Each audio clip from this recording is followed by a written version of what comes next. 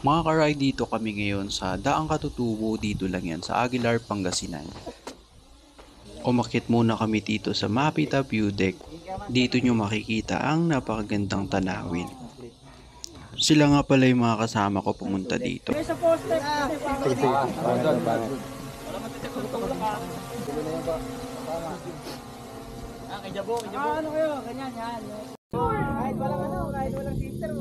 Siyempre pagkatapos na mag-picture, umikot muna ako sa paligid. Dito makikita ang napakagandang tanawin. Baba na nga kami, papunta na kami sa parking. Malapit lang yung parking dito sa bandang ibaba lang. Ngayon babiyahe kami ulit para puntahan ito kahabaan ng Daang Katutubo.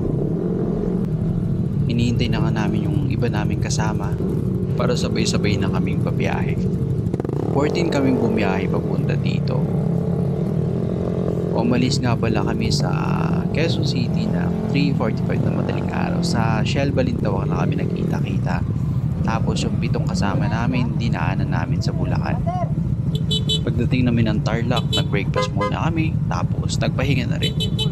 Bago umakyat na ang Daang Katutubo, nagpagas muna kami para siguradong hindi kukulangin ang aming gasolina. Pag nandito ka na sa Daang Katutubo, wala nang gas station dito. Dumating naman kami dito sa Daang Katutubo ng 8:39 ng umaga. Mabilis lang ang biyahe dahil hindi masyadong traffic. Pinauna ko na yung mga kasama ko at susunod na lang ako.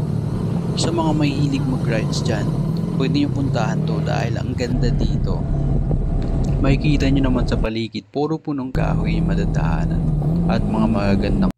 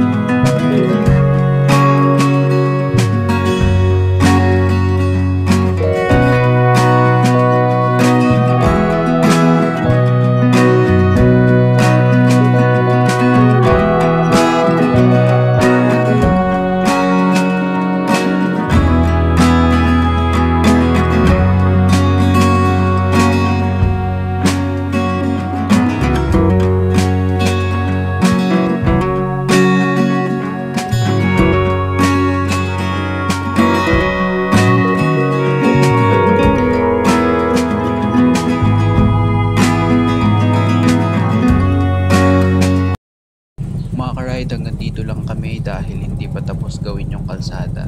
Hanggang dito lang yan sa tulay. So may ilog dito sa ilalim ng tulay, dito na lang muna kami magpapahinga.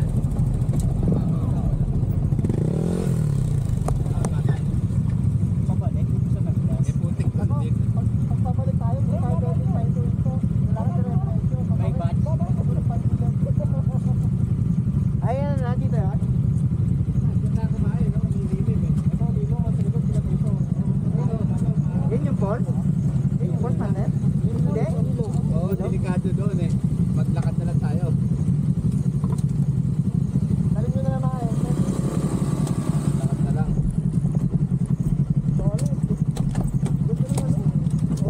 Dati, dead end yan. Hindi ako nakababa. Ubus mamaya pa ba?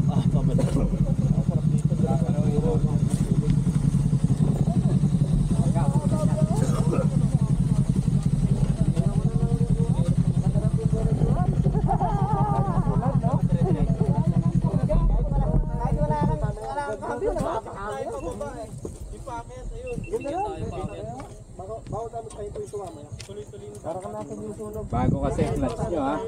May ingatan nyo ha.